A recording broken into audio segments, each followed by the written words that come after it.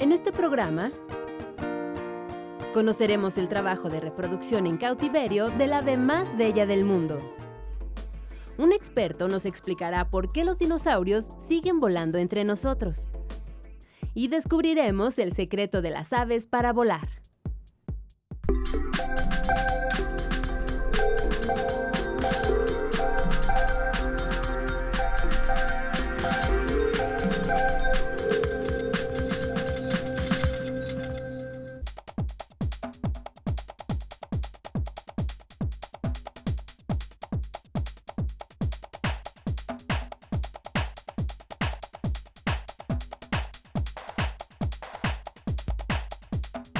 Bienvenidos a Factor Ciencia, yo soy Alejandro García Moreno y el día de hoy me encuentro en el aviario El Nido en Iztapaluca, Estado de México. Este lugar es el legado del doctor Jesús Estudillo López, médico veterinario de la UNAM y un amante de las aves.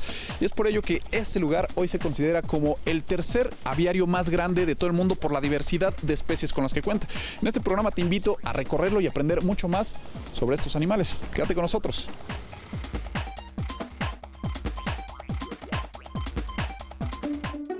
Ahora estoy con Salvador Figueroa, él es gerente de capacitación aquí en el aviario de El Nido. Salvador, muchas gracias por recibirnos. Claro que sí, con todo gusto.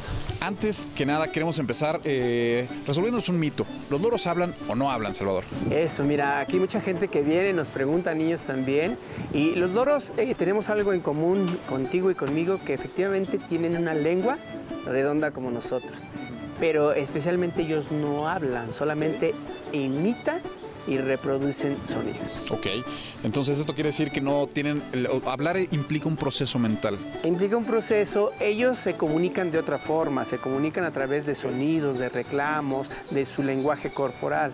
Pero como tú y yo lo estamos haciendo ahorita, no lo hacen. Hay veces que dicen o aprenden palabras, eso sí. Hay récord Guinness del loro gris africano que ha logrado repetir hasta más de 1000 palabras, pero solamente es imitación como tal. Bueno, pues nosotros vamos a conocer esta y muchas otras especies en un recorrido aquí en el aviario del Nido. Quédate con nosotros.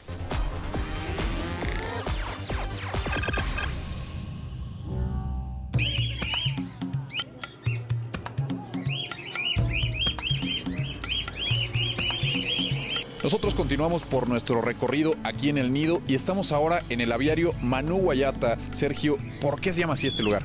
Bueno, se llama Manu Guayata porque en dialecto maori significa ave que canta. Y aquí nuestras aves más bien los reciben con las alas abiertas para que puedan ustedes tener una aventura sin igual. Hay un ritual que explicas. Sí. Nosotros tenemos el puño cerrado y eso es algo interesante. Ahora nos vas a explicar por qué. Sí, bueno, tenemos el puño cerrado porque aquí a nuestros visitantes les decimos que van a tener un contacto directo con nuestras aves. Entonces les pedimos que den un buen pensamiento de buena fe porque lo que vamos a encontrar aquí es parte de lo que se alimentan estas aves en su hábitat natural, que son semillas. Y les pedimos un pensamiento de buena fe para que cuando lleguen con nosotros se lleven esta sensación de bienestar. Perfecto, pues yo ya hice mi pensamiento. Y a la cuenta de 3, 1, 2, 3.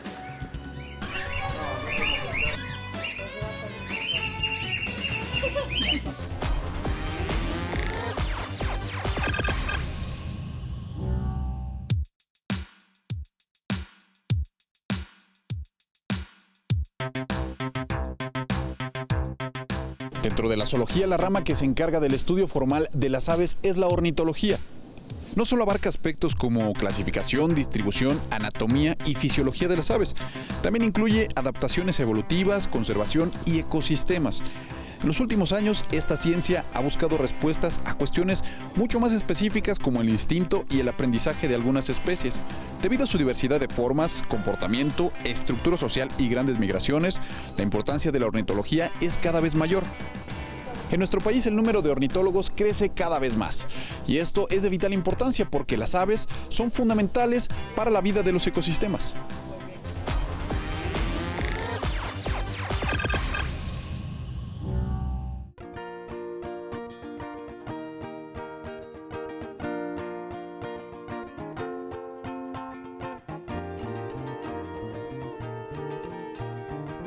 Ahora me encuentro con Rodrigo Martínez Guzmán, él es médico veterinario especialista en aves y estamos en la joya del nido. Así es. Rodrigo, es el ecosistema de los quetzales. Así es, lo que estamos viendo aquí a mis espaldas es el quetzal mexicano, el quetzal resplandeciente, Pharomacros mocino. Lo que ustedes están viendo es el hábitat recreado del bosque de niebla, que es el lugar donde ellos son originarios, ¿no? Donde ellos habitan de forma natural. ¿Qué zonas son las que habitan? La especie de la mocino habita aquí en México, principalmente los que son bosques de niebla de Chiapas y un poquito de Oaxaca. Okay. Ya la especie puede distribuir a Centroamérica y existen 2 subespecies a nivel internacional, que es la mocino, que es la mexicana, y la Pharomacros mocino costarricensis, que es la de Costa Rica. Ok. Platícanos algunas características de esta especie. Claro que sí. El mexicano, el quetzal mexicano, es considerado el ave más hermosa del mundo por muchos ornitólogos a nivel internacional. Yo coincido con ellos. Pertenece a lo que es la familia de los trogoniformes. Este tipo de aves se caracterizan por tener un arreglo de dedos diferente a cualquier otro orden de especies, ¿no? Okay. Su gran característica, aparte de su bello color, es un color iridiscente, es decir, el color que nosotros vemos al fondo de estos 2 ejemplares va a depender de la estructura de la pluma, de la edad del ejemplar y de la incidencia de luz que recibe cada pluma. Por esto lo podemos ver en colores amarillentos hasta ultravioletas, dependiendo del ángulo donde lo veamos. Okay. Tenemos aquí tenemos perfectamente mostrado lo que es la diferencia entre el macho y la hembra. El macho se encuentra a la izquierda, la hembra se encuentra a la derecha. Podemos observar que el macho presenta una cresta en la parte superior de la cabeza, el pico es completamente amarillo y vemos en crecimiento ya las plumas que lo hacen característico, ¿no?, de esta especie. Aquí ustedes mencionan que son un lugar único en el mundo porque permiten, bueno, pues este acercamiento que no se da en otra parte del planeta. Mundo. Claro que no. Y además se han vuelto especialistas en la conservación o en la reproducción de esta especie. ¿Qué es lo que han aprendido ustedes en el tiempo que llevan trabajando con quetzal? Todo lo que hemos aprendido ha sido gracias a la labor del doctor Estudillo y de su familia. Ellos fueron los que trajeron los primeros quetzales y los primeros en mantenerlo en cautiverio. Anteriormente se creía que el quetzal era el ave de la eterna libertad y no se podía tener en cautiverio. Gracias a los esfuerzos de investigación y observación de la especie se pudo mantener en cautiverio y tiempo después pudimos reproducirlo. Hemos aprendido muchísimo de esta especie en cuanto a su reproducción en cautiverio. Por ejemplo, su periodo de reproducción se alarga mucho más en cautiverio que en vida libre, ¿no? Nosotros hemos tenido nidadas hasta septiembre, cuando en vida natural acaban hasta mayo o junio, son las últimas. Eso nos da una gran ventaja para poder reproducir la especie y en un futuro reintroducirla a su medio ambiente. Y este lugar, lo que te mencionaba, es un acercamiento que no puedes tener en cualquier otro lugar. En ningún otro lado del mundo vas a poder tener a 20 centímetros un quetzal, ¿no? O sea, es algo increíble. Nosotros queremos hacer con este tipo de especies un pensamiento, hacer un pensamiento de los niños, que son el futuro de México, en base al cuidado de las especies nacionales e internacionales. Esta especie está considerada como amenazada en extremo en el país, está catalogada como en peligro de extinción crítico y nosotros estamos aquí en las instalaciones del aviario lograr mantener su reproducción, su mantenimiento y en un futuro no muy lejano su reintroducción a su medio ambiente. Rodrigo, pues yo te agradezco mucho esta entrevista. Nosotros continuamos conociendo más sobre el quetzal, por supuesto, aquí en El Nido.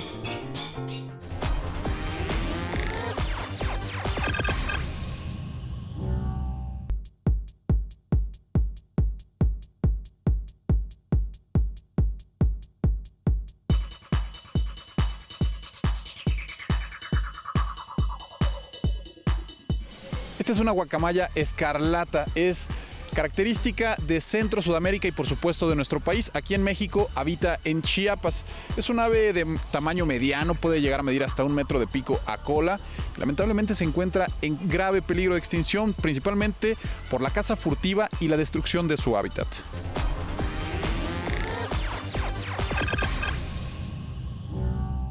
Ahora me encuentro con el señor Santos Hernández Palafox. Él es el encargado de la reproducción de aves aquí en El Nido y tiene 35 años trabajando en este lugar.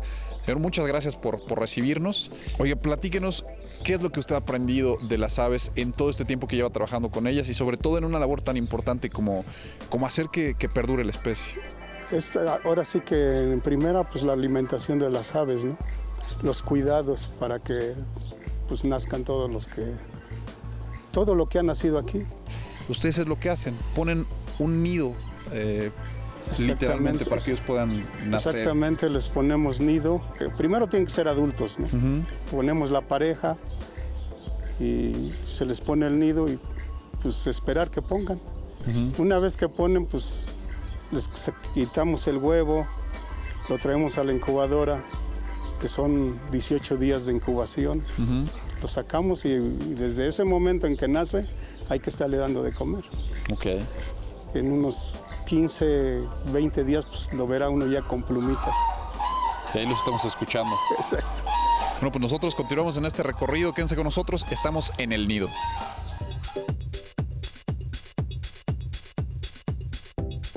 Uno de los grandes logros de la ciencia fue lograr la reproducción, por primera vez en cautiverio, de un guacamayo de Lear. Esto lo hizo un equipo de biólogos del Zoológico de Sao Paulo, Brasil. El huevo fue empollado en un equipo especial por cerca de 13 días a una temperatura de entre 37.2 y 37.5 grados y una humedad de entre el 45 y 55% para el buen desarrollo del embrión. A gente está muito ansioso aqui para saber o sexo, para também saber que nome, né, que vai ser dado, mas isso vai levar um tempo, então a gente vai esperar o bichinho se emplumar, né, a ave ficar com peninhas para que seja arrancado, já que do ovo não foi possível tirar nenhum material. El guacamayo de Lear se caracteriza por su atractivo plumaje azul, condición que lo hace víctima de la extracción ilegal. Es un ave en riesgo de extinción. Habita en una restringida zona serrana del estado de Bahía, al este de Brasil, donde sobreviven tan solo 1.300 ejemplares.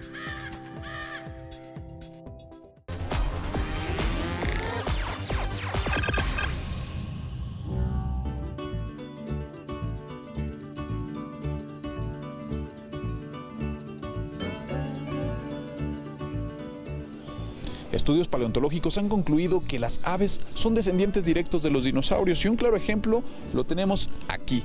A mi espalda tenemos un casuario de casco. Este es considerado un fósil viviente. Es un ave originaria de Nueva Guinea y podemos ver características en ellas que nos recuerdan mucho a los dinosaurios. Por ejemplo, sus patas, su cuello muy largo y esta cresta que tienen en la parte de arriba, que es por lo que se le denomina casuario de casco. Si quieres conocer más sobre este tema, quédate con nosotros.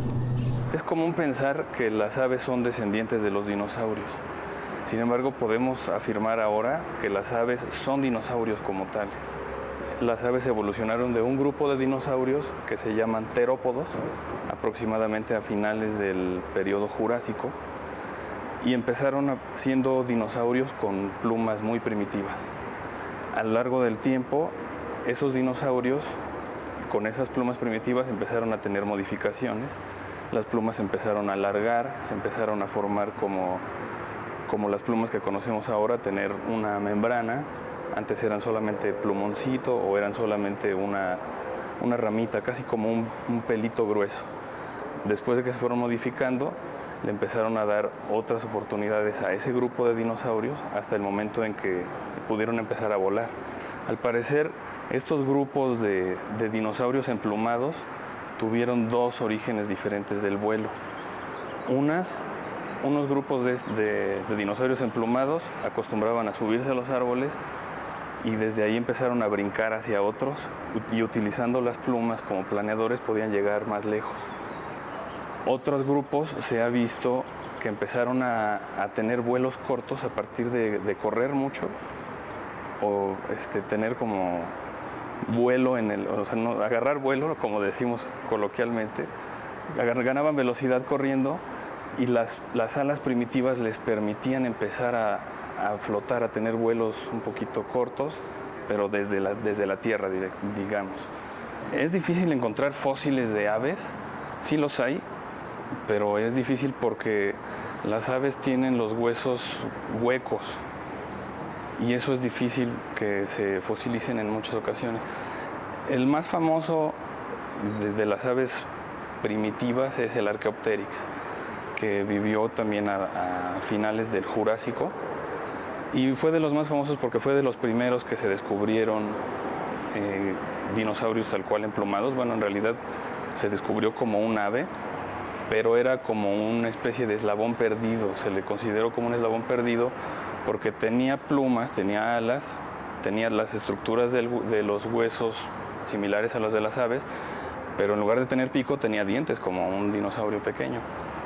Ese se le considera uno de las aves más antiguas. Hay todo un mundo de fósiles que se están descubriendo ahorita y se están reanalizando nuevos fósiles como para tratar de definir bien dónde están los límites entre estos grupos de aves y las aves antiguas y los dinosaurios. Siendo estrictos, cuando vemos un ave podemos decir que estamos viendo un dinosaurio.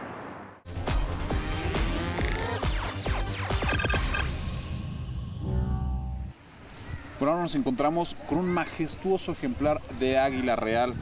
Salvador, platícanos, por favor, sobre este animal. Esta es una hembra. Sí, es una hembra de aproximadamente casi 10 años.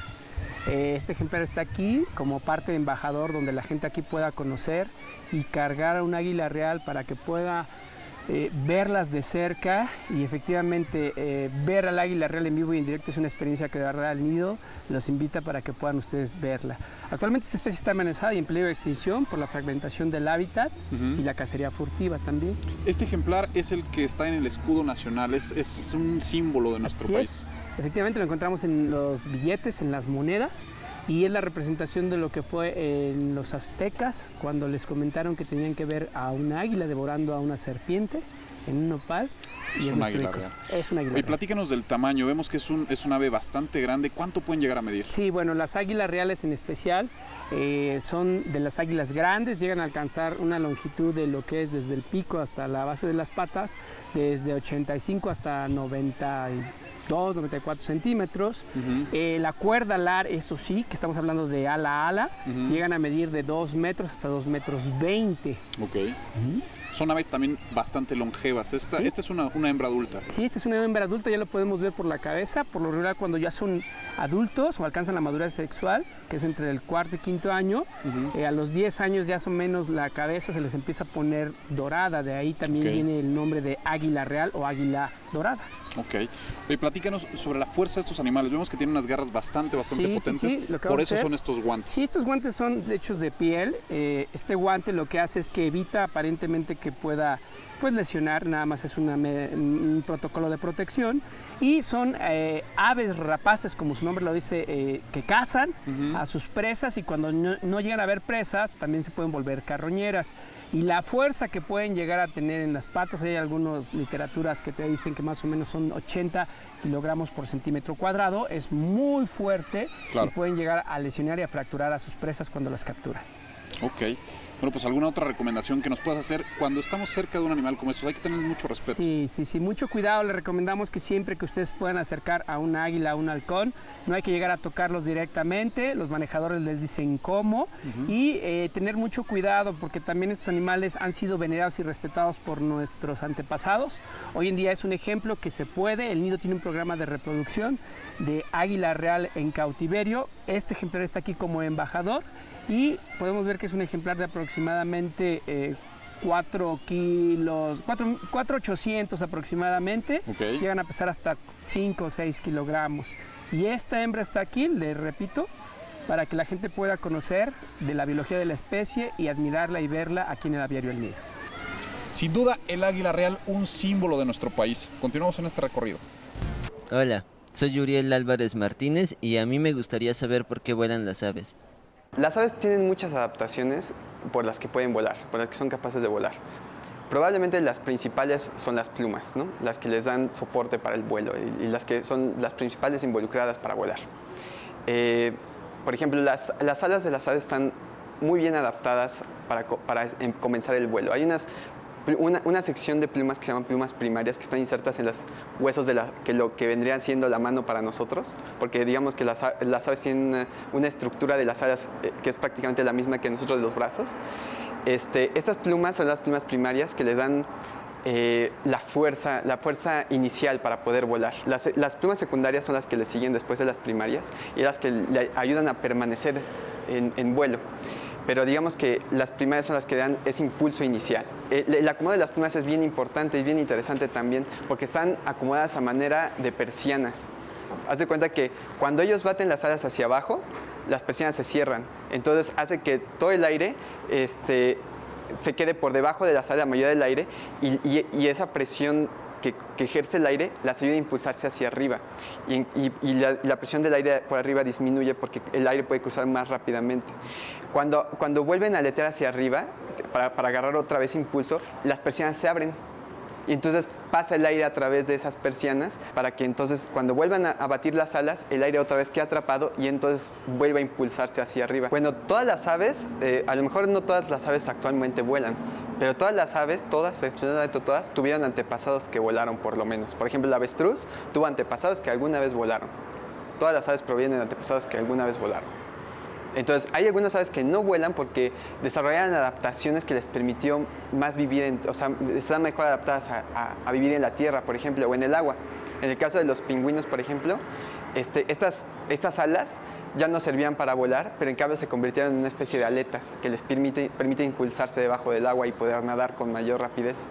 En las avestruces, por ejemplo, las piernas se volvieron pues más largas, más resistentes, perdieron incluso dedos para tener un mayor soporte en la tierra para impulsarse y pues son bastante veloces, se adaptaron a la vida terrestre completamente, ¿no?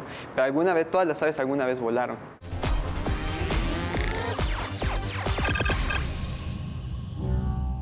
Pues nosotros continuamos en este recorrido por el nido y de verdad estamos aprendiendo muchísimo con Salvador porque, bueno, ya estamos aprendiendo de las familias de las especies de las aves. Claro. Vimos a los citácidos, que eran los loros, pericos. Los pericos, y ahora vamos a conocer otra especie que también es muy característica y emblemática de este lugar. Sí, claro, vamos a llegar a la familia de los crácidos en este instante.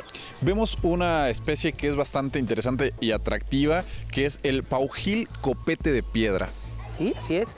Este paujil o este ejemplar lo encontramos en las selvas neotropicales de Colombia y Venezuela, y algo característico que tiene es una pequeña protuberancia en la parte superior de la cabeza, como a veces también se le conoce como el unicornio también de las selvas. Ok, esto es para, no sé, familiarizarnos un poquito más. Vemos que son muy parecidos morfológicamente a una gallina, a un pavo. Así es. ¿Tienen algo que ver? Sí, tienen algo que ver dentro de lo que es de la familia, también dentro de las características fenotípicas. Okay. Son aves grandes, características de la selva, y evolutivamente comparten características genéticas. Y dentro de la selva estos tienen un papel indispensable, decías, sí, funcionan, claro. O su función es son dispersadores de semillas naturales. Ellos cuando llegan a consumir frutos de la selva, lo que hacen que al consumirlas y pasa por su tracto, caminan y hacen una deyección o defecan, y son sembradores naturales donde gracias a lo que ellos consumen, cuando se desplazan de un lugar a otro, pues van sembrando árboles frutales de forma natural.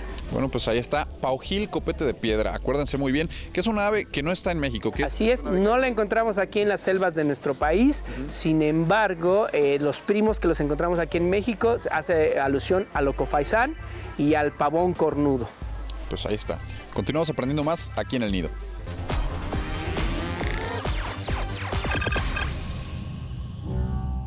Ahora nos encontramos en el hábitat de los agapornis. Ellos son aves pertenecientes a la familia de los citácidos, es decir, que son primos de los loros, de las guacamayas, de los pericos. Así es. Platícanos, por favor, Salvador, ¿qué característica tienen estas aves? Estas aves, por lo regular, se distribuyen en el continente de África. Okay. Y están aquí en el nido también para que tengan un contacto directo, y son conocidas como las aves del amor. Las aves tienen un gasto energético muy grande para poner un huevo, para alimentar a los pollos e incluso para mantener el cuidado de ellos. Entonces, sí, estos ejemplares son monógamos como las guacamayas, como los pingüinos, nos comentabas también. Y bueno, tenemos el orgullo de tener aquí en el aviario El Nido a los agapornis. Pues ahí está, los agapornis, el ave del amor. Nosotros continuamos. Estamos ahora en el área de los flamencos o flamingos, se puede decir así indistintamente a estos animales, que tienen una característica bastante especial. Además de su color rosa, si te fijas muy a detalle sus patas, sus rodillas se doblan hacia atrás, al revés de las nuestras. Esto se llama retroflexión y ha sido utilizado en los aviones para mejorar las características de los trenes de aterrizaje. Esto, bueno, es una aplicación de la biología hacia la tecnología. Y ahora la tecnología lo retribuye. Te voy a presentar a un flamenco en Brasil, es el que estás viendo aquí en pantalla. Perdió una pata debido a una grave fractura y un equipo de especialistas del zoológico de Sorocaba en Sao Paulo le puso una prótesis de fibra de carbono de 18 centímetros de largo. Ahora esta ave está bajo supervisión de veterinarios y pronto esperan que se reintegre con su comunidad porque a estos animales les gusta vivir en grupos muy numerosos.